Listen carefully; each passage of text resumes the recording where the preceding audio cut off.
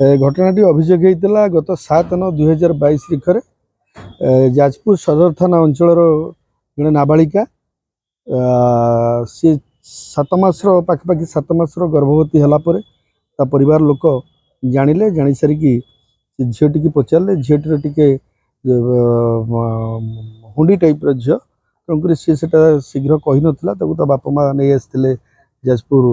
DSW आम शिशु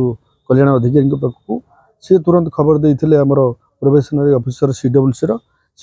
probationary officer ताको नहीं वन स्टॉप सेंटर सखी रखला सखी तार जो काउनसिलिंग है सी आक्यूजर ना डिस्क्लोज कला जे मत घुंगुर बोलिकी आम गाँव सी मत प्रेग्नेंट कर आज पर इंस्ट्रक्शन बा आज पर डायरेक्शन बापार कहवा मुताबक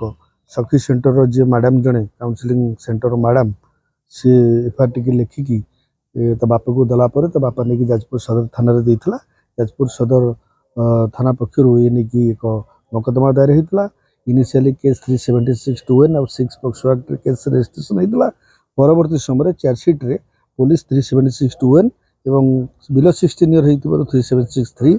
4 and 6 ऑफ पॉक्सो एक्ट रे केस चार्जसीट होता ऑनरेबल पॉक्सो जज एडीजे कम पॉक्सो जज केस टी को 4टी दफारे चार्ज करके केस ट्रायल करते आज से केसर चूड़ांत शुणाणी होता 16 जन साक्षी साक्ष्य प्रमाण को आधार कर जाजपुर अतिरिक्त जिला दौरा जज तथा पॉक्सो जज अभिजीत पलई